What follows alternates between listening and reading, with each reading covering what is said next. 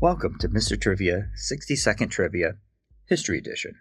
The National Football League, the billion-dollar behemoth that dominates American sports and year-end television ratings. But with all its success, this juggernaut had some very humble beginnings.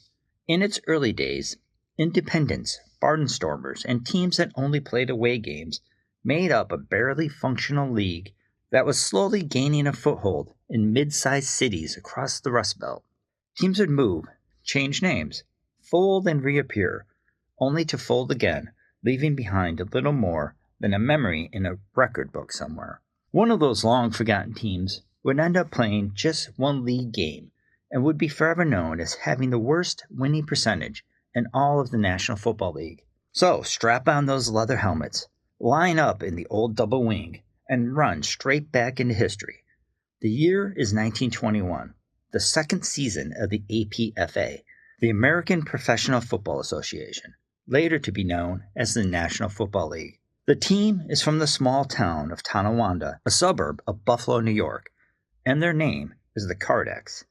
Down, set, wait! And start the clock.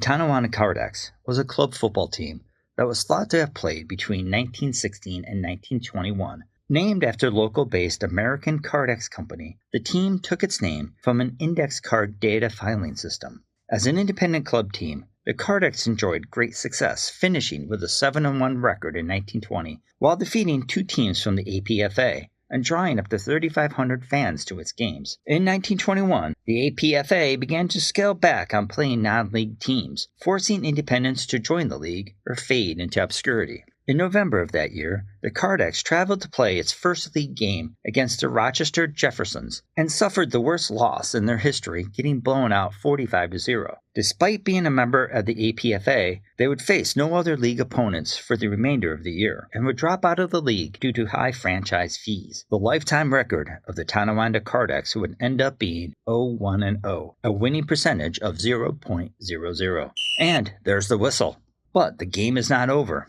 We're moving into overtime. American Kardex, the company that started out doing data processing on index cards, would go through a series of mergers and acquisitions over the next 100 years and grow into an international conglomerate with a current value of over $2.3 billion. They were even instrumental in development of the UNIVAC 1, the first general-purpose electronic digital computer. Thanks for watching, Mr. Trivia. Please be sure to like, share, and subscribe. And leave a comment. It don't cost nothing.